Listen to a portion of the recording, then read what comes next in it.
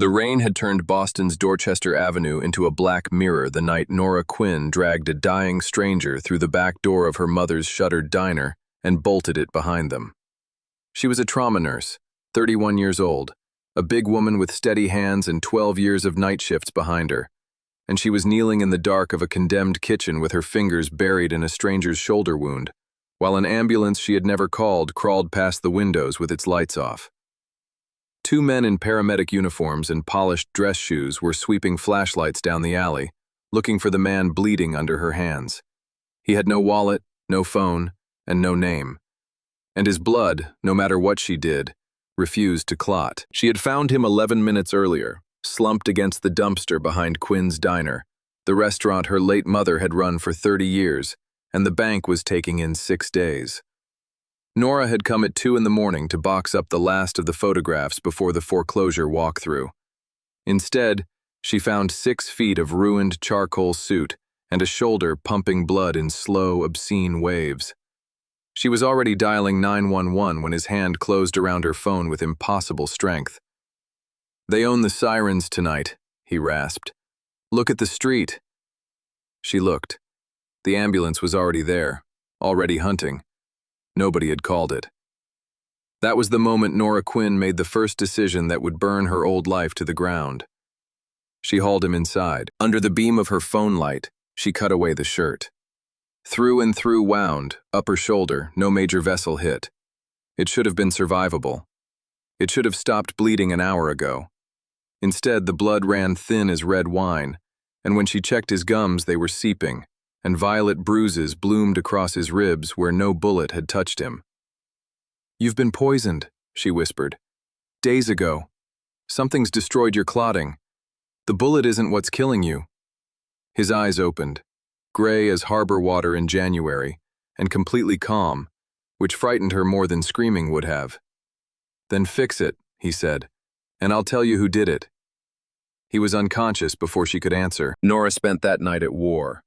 She packed the wound, elevated him on the old prep table, and did the math that made her sick. He needed vitamin K in massive doses, and plasma he could only get from a hospital that was clearly being watched. So at 4 a.m., still in yesterday's scrubs, she walked into her own emergency department at St. Ambrose, smiled at the pharmacy tech she'd trained, and signed out vitamin K ampules and IV supplies against a patient file that did not exist. Her license, her career, her entire life, traded across a counter in 90 seconds. She told herself she'd figure out the paperwork later. She knew she was lying. For 3 days, she hid him in the diner, running lines into his arm between her hospital shifts, sleeping in a booth with a fire axe within reach. He woke on the second day, watched her recalculate his infusion, and said his name was Declan. Nothing else. He noticed everything. That she took her coffee with cinnamon, that she double-knotted her left shoe only, that she flinched when headlights swept the boarded windows. On the third day, while she changed his dressing, he said quietly, "You've counted the exits 4 times tonight. You wanted to be a doctor. Why aren't you?" "Money," she said, "and people decide what you are the moment they look at you. Admissions committees included." "Then they're fools," he said. "I've spent 20 years learning to read people, and I read you the first night. Steadiest hands in Boston, and a spine most of my men would trade their trigger fingers for. Being underestimated isn't your weakness, Nora Quinn. In my world, it's the most lethal thing a person can be." She should have asked what world that was. She found out an hour later, when her phone buzzed with the news alert half the city was reading. Shooting at the Conley docks. Gang war feared. And beneath the headline, a surveillance photo of the man asleep 20 feet from her. Declan Rourke, head of the Rourke Syndicate, the most feared man on the eastern seaboard. The one reporters called ruthless the way meteorologists called hurricanes dangerous, as a simple statement of category. She stood over him with the phone shaking in her hand. He opened his eyes and didn't pretend. "You should be terrified," he said. "I am," she said. "I'm also the only reason you're alive, so you're going to answer my questions. All of them." Something moved behind the gray eyes then. Not amusement. Recognition. The answers were worse than the headline. The ambush at the docks was staged to look like the Kessler organization, the rival family Declan had spent 2 years negotiating peace with. But the poison was the real weapon, something slow and patient, slipped to him over weeks by someone close enough to touch his food. The bullet was only supposed to explain the body. "Whoever built this is inside my house," he said. "So I stay dead a little longer, and you stay invisible." Except she wasn't. On the 4th night, his men finally found him, summoned by a code only his inner circle knew, and by dawn the diner was empty. No note, just a bag containing every incriminating dressing and vial, taken to protect her, and a message on her cracked phone screen from an unknown number. "The bank has been paid in full. Quinn's is yours. Don't look for me. It will get you killed." Nora stood in her mother's diner, debt-free and furious, and understood that she had not been thanked. She had been dismissed. Then the hospital pharmacy audit found the missing vitamin K, and a compliance officer with dead eyes began asking which patient had received it. And on Friday night, a walk-in patient in Bay 6, a heavy-set man with a shallow arm laceration, watched her across the ER a little too long. When she cut away his sleeve, she saw turquoise wax crumbled in the tread of his boots. She knew that wax. Rodenticide bait blocks. Super warfarin, the industrial cousin of the poison she'd been fighting out of Declan Rourke's blood for 4 days. He wasn't a patient. He was confirmation, sent to see her face. He followed her into the medication room, and the door clicked shut behind him.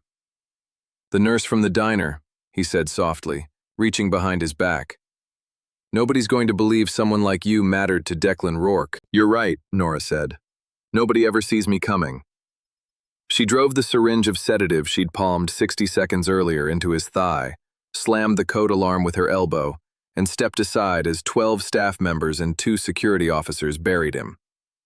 By the time police pulled a knife and a garrote off the unconscious man, Nora had already made her second life-altering decision.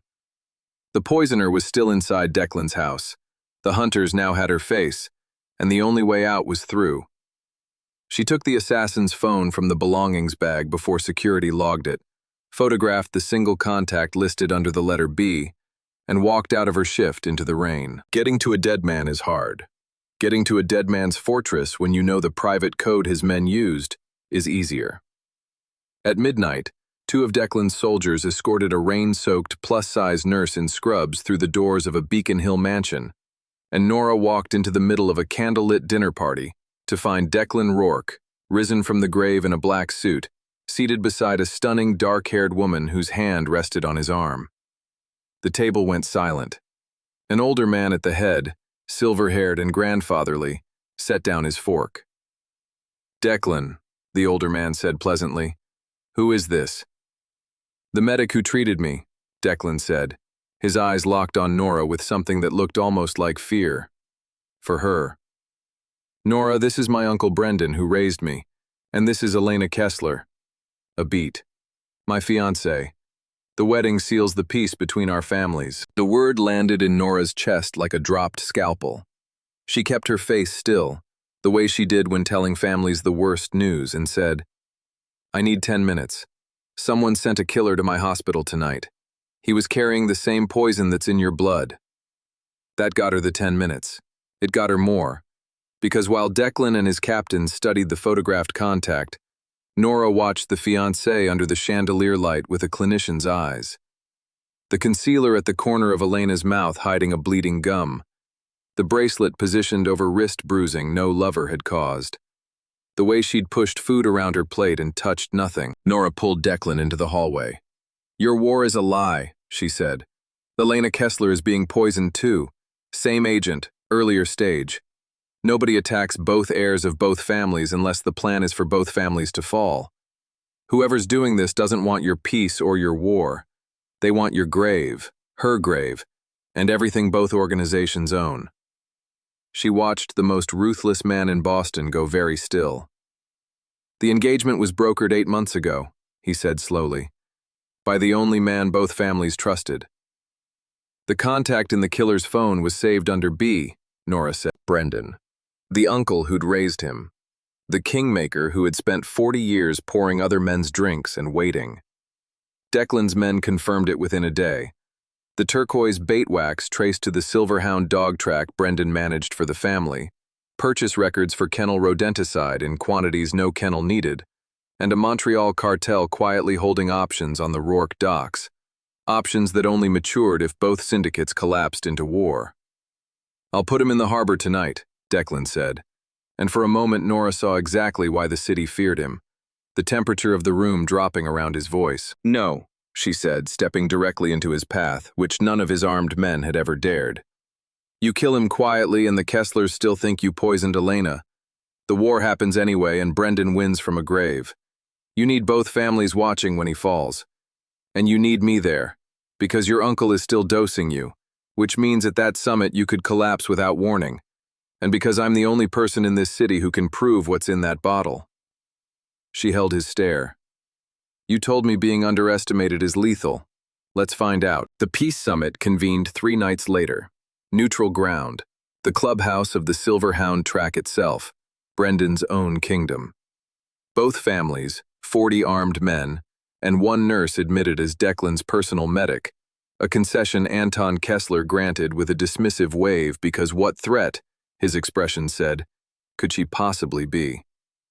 Staff looked through her all evening, which was precisely what she was counting on.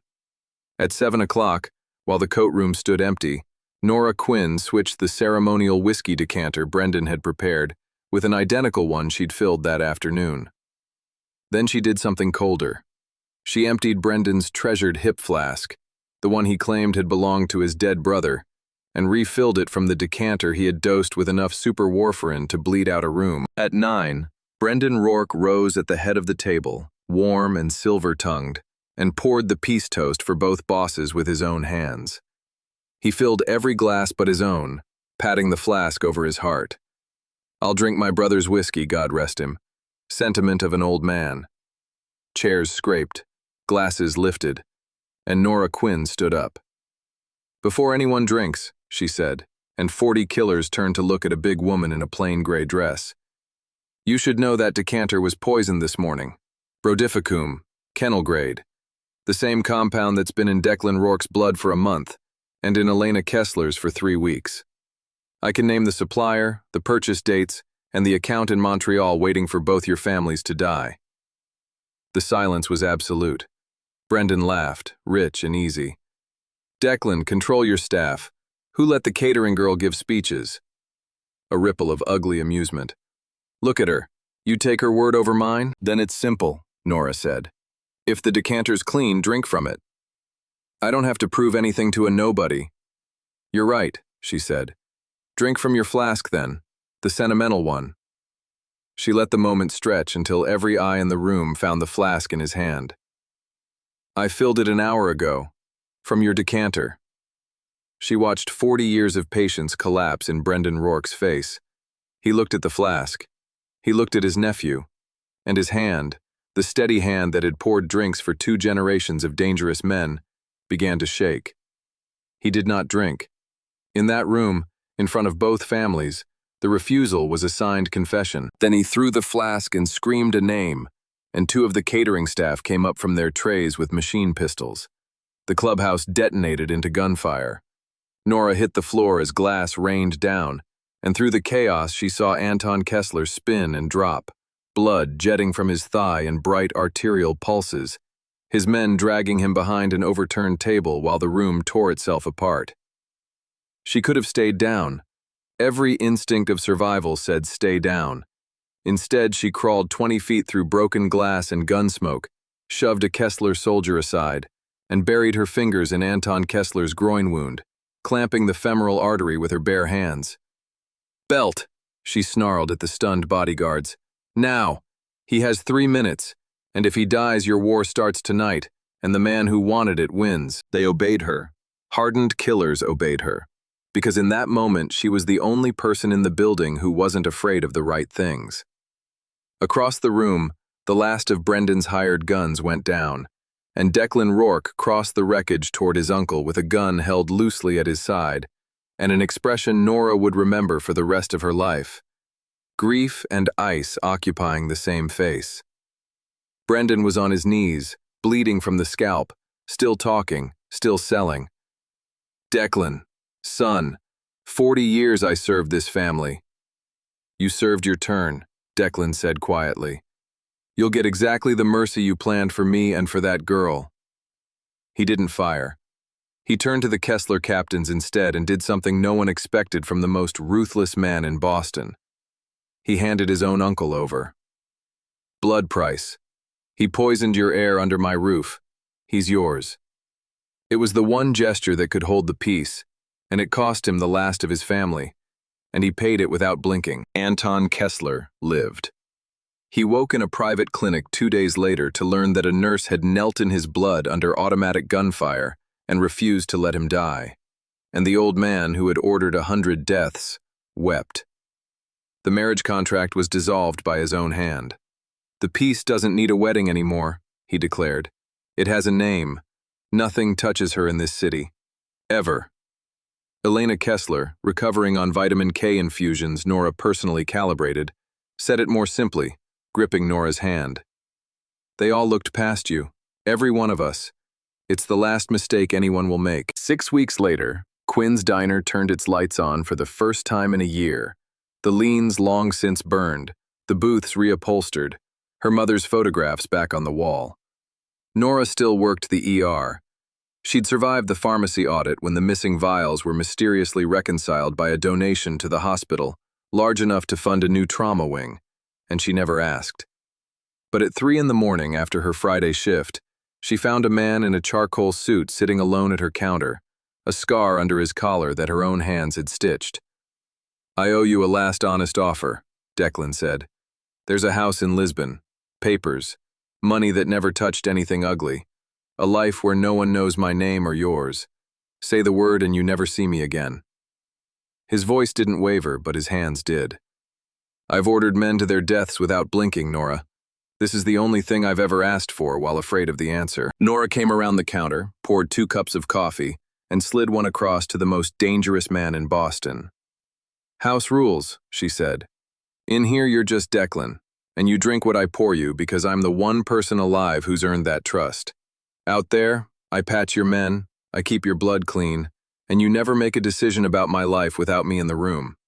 I'm not a debt you repay. I'm not a witness you protect. She held his eyes. I'm the woman who saw you before she knew your name, and I'm choosing this with mine wide open. Declan Rourke, who took whatever he wanted from an entire city, reached across the counter slowly, carefully, and waited until she gave him her hand. Then he pressed it to his lips like a man swearing on something sacred. The whole world looked past you, he said. Their loss became my entire life. Outside, the rain kept falling on Dorchester Avenue. Inside Quinn's diner, the queen of Boston's underworld topped off his coffee and told him to mind the cup rings on her mother's counter. And he did. What a ride. Nora went from being invisible to being the one person an entire criminal empire wouldn't dare cross. And she did it with a syringe, a swapped decanter, and nerves of steel. So tell us, would you have taken the house in Lisbon and the clean escape, or stayed and set your own terms like Nora did? Drop your answer in the comments. If this story kept you hooked, hit that like button, share it with a friend who loves dangerous romance, and subscribe so you never miss the next one.